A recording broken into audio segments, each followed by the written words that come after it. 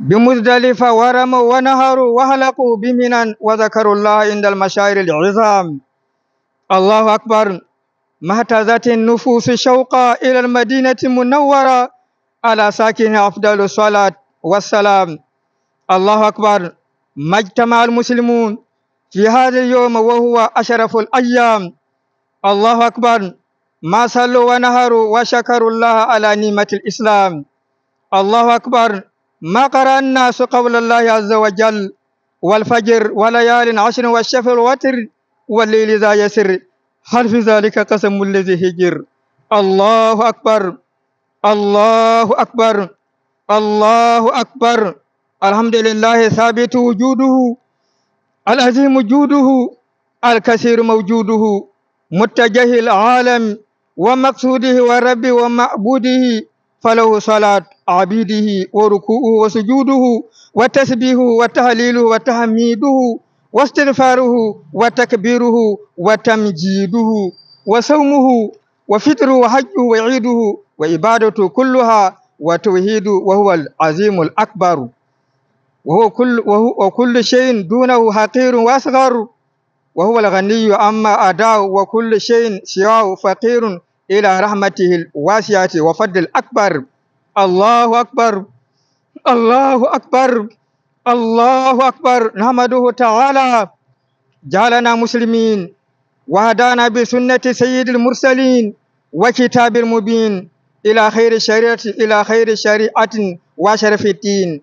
ونشكر عز وجل سيرنا مؤمنين وبالحق قائمين وعن الباطل مائلين وسيجزي الله الشاكرين. فهنيئا لمن شكر وويل لمن كفر والله غني عن العالمين وإليه المسير والمستقر. الله أكبر.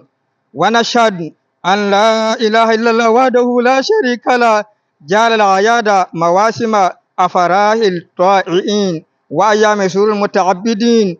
فما أعظم فرحة الصائم إذا فطر وما أكبر سرور الحاج إذا طاف ونار ولب وكبر وجاء من عرفة وبات بالمزدلفة ورمى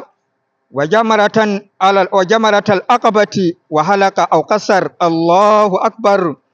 الله أكبر. الله أكبر. ونشهد أن سيدنا محمد عبده ورسوله المفضل السيد العظيم المبجل القائل صلى الله عليه وسلم أيام التشريق أيام الأكل والشرب وذكر الله عز وجل. اللهم فصل وسلم على سيدنا محمد النبي المرسل بخير كتاب منزل نبي الهدى وبهر الندى وأعظم الخلق جودا وأكرمه يدا وخير من حج وعج وسج وسبح وحمد وحلل وطه وأقى وفدى وأهدى ونهر صلى الله عليه وعلى آله وصحبه والتابعين لهم بإحسان في كل أثر. ما قرأ الناس في هذا اليوم السعيد الأزهر إنا أعطيناك الكوثر فصل لربك وانحر إن شأنك هو الأبتر. الله أكبر. الله أكبر. الله أكبر. عباد الله شرع الله للمسلمين في كل عام عيدين عظيمين يظهرون فيهما شعار دينهم الحنيف. وأمر يوم الفطر أن يخرجوا زكاة أبدان ساء من غالب القوت البلد يواسى به الفقير والمسكين والبائس الضعيف.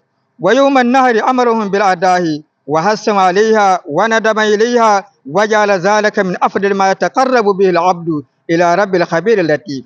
وشرع الصلاة والخطبة التي يجتمعون لها فيشهدون الخير ويتعلمون الأحكام والتكاليف. ويسن الحضور للرجال والنساء والصغار والكبار والعبيد والأحرار والصحي والمريض إذا استطاع. ولكل سلوك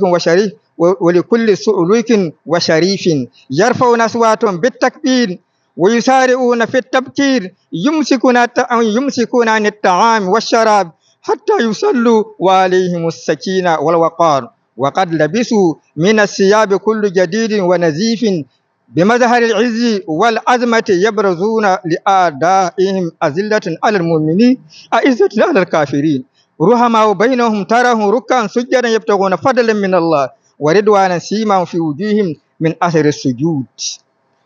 أثر السجود وكل شيء فعلوا في الزبر وكل صغير وكبير مستطر. قال رسول الله صلى الله عليه وسلم: أربع لا يجوز في الأدايا: الأوراء البين أوردها، والمريض البين مرضها، والأرجاء البين طلعها، والكثير التي لا تبقى. وقال صلى الله عليه وسلم: نيمة الأدية الجزع من الدعن. وسئل صلى الله عليه وسلم عن الأداء فقال: سنة أبيكم إبراهيم. قالوا: ما لنا منها؟ قال: بكل شعر حسنة. قالوا: فالصوف؟ قال: بكل شعرة من الصوف حسنة. وقال صلى الله عليه وسلم: من قام ليلة العيدين متسبا لم يمت قلبه يوم تموت القلوب. وقال عيدا: زينوا أعيادكم بالتكبير، فالله أكبر، لن ينال الله لحومها ولا دماؤها ولكن ينال التقوى منكم، كذلك سخرها لكم لتكبروا الله على ما هداكم وبشر المحسنين. أقول قولي هذا وأستغفر الله العظيم ولكم ولجميع المسلمين كل ذنب فاستغفروا وتوبوا إليه إنه هو الغفور الرحيم.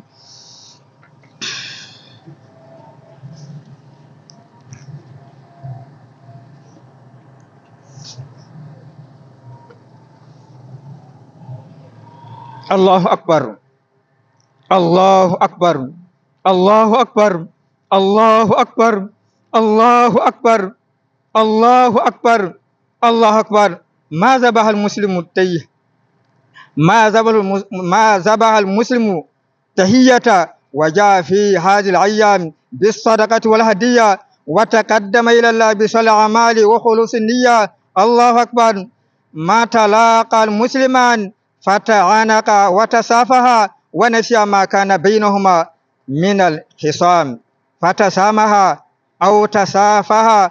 الله أكبر. ما تذكر المسلمون جامعة الإسلام وتوثقت بينهم روابط الدين بصدق الفعال والطيب الكلام فتوادوا وتراهموا والمؤمنون كالبنان أو كالبنيان يشد بعضه بعضا ويحفظه من الانهدام. ومثل المؤمنين مثل الجسد الواحد إذا اشتكى منه عضو تداعى له سائر الجسد بالسهر والاهتمام. الله أكبر. ما نظر الله إلى عباده وهم واقفون بين يديه وتجلى عليهم بفضله وإحسانه وآتاهم مما لديه وبها بهم الملائكة وبشرهم بقوله تعالى: إن المتقين في جنات ونهر. الله أكبر، الله أكبر، الله أكبر. الحمد لله الذي جعلنا من أمة سيدنا محمد وفضل ديننا على سائر الأديان وأرشدنا بالقرآن إلى خير مقصد ونحن شهداء على سائر الأمم وما نلا من الخير مثلنا من أحد. نحمده تعالى أبلغ حمدي ونشكر عز وجل وهو العظيم الأمجد، له الملك وله الحمد وبيده الخير والشر. الله أكبر، الله أكبر، الله أكبر. ونشهد أن لا إله إلا الله وحده لا شريك له في كل عام عبادة وسن لنا من الخير ما في منتهى السعادة. ونشهد أن سيدنا محمد عبده ورسوله صاحب السيادة قوم به الدين وأشاده وثبت بأركانه وأوتاده. اللهم فصل وسلم على سيدنا البالغ من جود ربه عليه قصده ومراده صلى الله وسلم عليه وعلى آله وأصحابه والتابعين لهم بإحسان والتابعين لهم بإحسان فيما خفي من الأمر وظهر. الله أكبر، الله أكبر، الله أكبر. عباد الله، ما فضل الله نبيكم صلى الله عليه وسلم على سيد النبيين والمرسلين إلا بما كان عليه من المكارم أخلاق وصدق اليقين والثقة العظيمة برب العالمين. فكان يصل الرحم ويحمل الكلا ويكسل المعدوم ويعين على نوائب الحق وعزم به صلى الله عليه وسلم من ناصر ومعين للفقراء والمساكين يخفض جناحه للمؤمنين ويقول له الله خذ العفو وامر بالعرف وارنا عن الجاهلين ويقول لأهل الأرض أجمعين لا تدعوا مع الله إلها آخر إني لكم منه نذير مبين وما فضل الله على الأولين والآخرين إلا بما جعلكم إخوانا متهابين على الخير متعاونين وعن الشر ناهين ومنتهين تأمرون بالمعروف وتنهون عن المنكر طورا بشت وطورا بلين ومن تولى وكفر فسوف يعذبه الله العذاب الأكبر. الخير كثيرا أسبابه مفتحة للعاملين أبوابه والفائزون طلابه والآجزون من آياهم اكتسابه وفي العيد يتقرب بالصالحات إلى الله أحبابه وينالهم أجره وثوبه وفيه تقع الذنوب من الذين لا يخفهم من الله إقابه ولا يبال أن يقع عليهم في الدنيا والآخرة مكر الله وعذابه وكل لما خلق له ميسر أقل منه أو أكثر فليتقدم الإنسان أو يتأخر هنيئا لمن أشبع اليوم جائعا أو كسى أريانا أو زار مريدا أو ساء بائسا أو أرشى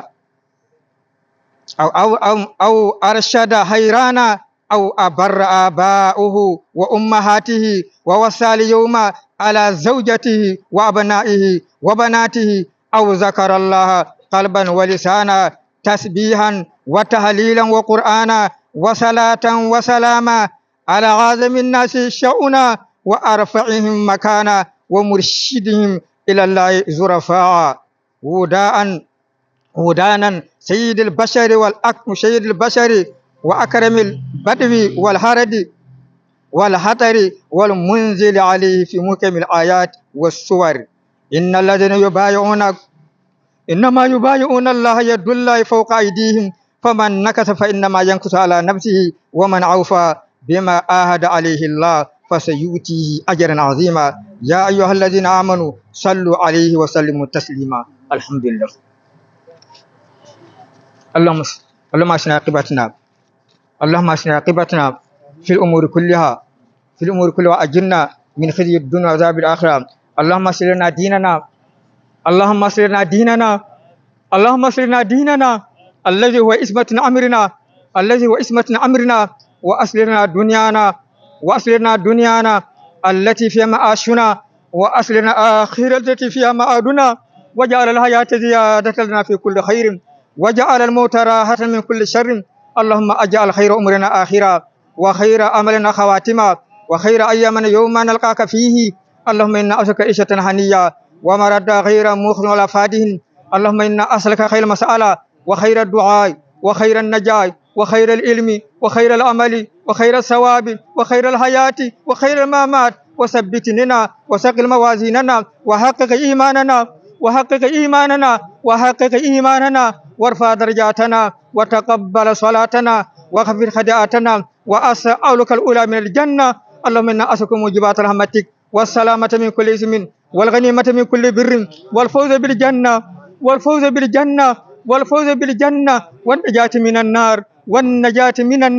والنجاة من النار. اللهم أحسن عاقبتنا في الأمور كلها وأجرنا من خزي الدنيا وعذاب الآخرة. اللهم قسم لنا من خشيتك ما تحول بيننا وبين معصيتك ومن طاعتك ما تبلغنا بجنتك ومن اليقين ما تهون به علينا مصائب الدنيا ومتينا بأسمائنا وأبصارنا وقواتنا ما أحييتنا واجعله الوارث منا واجعل ثارنا على من ظلمنا وانصرنا على